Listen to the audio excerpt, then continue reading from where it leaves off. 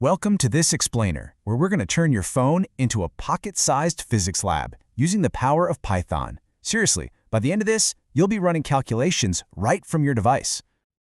But first, let me ask you something. Have you ever been bogged down just calculating the same formula over and over again for different values? You're plugging in numbers, checking your math. It gets old pretty fast, right? Well, that's the exact problem we're going to solve today. So here's our game plan. First, we'll talk about why coding is basically a superpower for science. Then, we'll open up the basic toolkit with some really simple analogies. After that, I'll show you the exact app you can use. And finally, we'll put it all together and actually build a program. So, why should someone who's into physics even bother learning to code? And why Python specifically? Well, it's all about making your life way easier and your calculations way more powerful. Python is just perfect for this, because for one, its syntax is famously simple and easy to read. It also works on pretty much any computer out there. But the real magic is its massive ecosystem of pre-built tools. They're called libraries, which give you ready-to-use code for all sorts of complex science stuff. Okay, let's get into the 3 core ideas you really need to grasp. And to make sure they stick, we're going to use some fun, everyday examples. Trust me, this is where it all starts to click. First thing on our list, variables. Now don't worry about any complicated definitions here. All a variable is a named container. It's just a way to label and store a piece of information you might want to use later. Let's use an analogy. Think of a kitchen container, a daba, that you label sugar. Simple, right? You know exactly what's inside. Well, in coding, you do the exact same thing. You can create a variable called runs to store a number, like his score in a cricket match. The name tells you exactly what data it's holding. And in practice, it's so simple. You just write runs equals 75. That's it. You've just assigned the number 75 to that variable. And the cool part is you can update it anytime you want.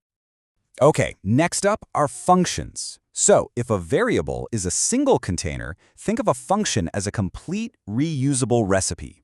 You write down the steps just once, give that recipe a name, and then you can use it over and over again. Think about making puran poli. You wouldn't write out the whole recipe from scratch every single time you wanted to make it, right? No way. You just refer to the puran poli recipe. A function works the exact same way. You define the steps once, and then you just call it by its name whenever you need it. In the code itself, you use the keyword def to, well, define your recipe. You give it a name, and you tell it what ingredients or parameters it needs to work, like flour and jaggery. Then you can call that function by name as many times as you need. And finally, let's talk about loops. Honestly, this is where coding starts to feel like a real superpower. Why? Because loops are the ultimate tool for automating all those repetitive tasks. A great way to visualize a loop is to think about performing pradakshina. You know, walking around a temple a set number of times. You're repeating the exact same action. This concept is so powerful because it saves you from writing the same line of code again and again and again. So, we have all these concepts, but where do we actually write the code? Well, you don't need a big, clunky laptop. You can do all of this right on your phone. There's this app called PyDroid 3, and it basically gives you a simple little workshop on your Android phone. It's got a text area for your code, a big yellow play button to run it, and a console window at the bottom where all your results pop up. It's really that straightforward. All right, enough theory. Let's put these tools together, variables, functions, and loops, and actually solve a real physics problem, calculating potential energy. So first, we'll build our recipe, our function. We'll call it calculate_potential energy. It needs 2 ingredients to work, mass and height. Inside, it just uses that classic formula, PE equals mgh, to figure out the result. And you can see we've set the variable g to a constant 9.8. And here it is in the app. We type in the code, we give it a mass of 0.5 and a height of 2.0, we hit that yellow play button, and boom! The program does all the math for us and prints the answer right there in the console. 9.8 joules, an instant calculation.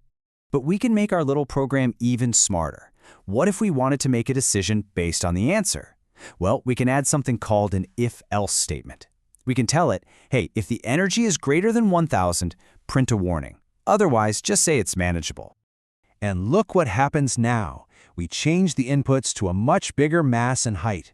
This time, the calculated energy is way over 1,000, so our program prints the warning message, "Energy is high. Handle with care."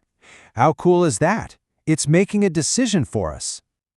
Okay, this is where it gets really, really cool. What if we have a list of, say, 5 different heights, and we want the potential energy for every single one? Doing that by hand 5 times would be so tedious. This is the exact problem that loops were made to solve. We just create a list of heights, and then we use a for loop.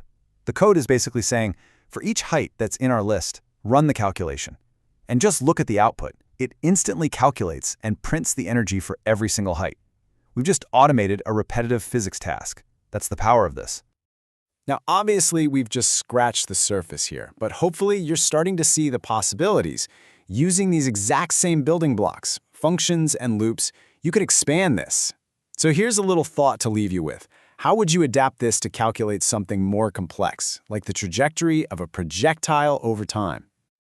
That's all for this explainer. The power to automate physics is now literally in your hands, so keep exploring and keep coding.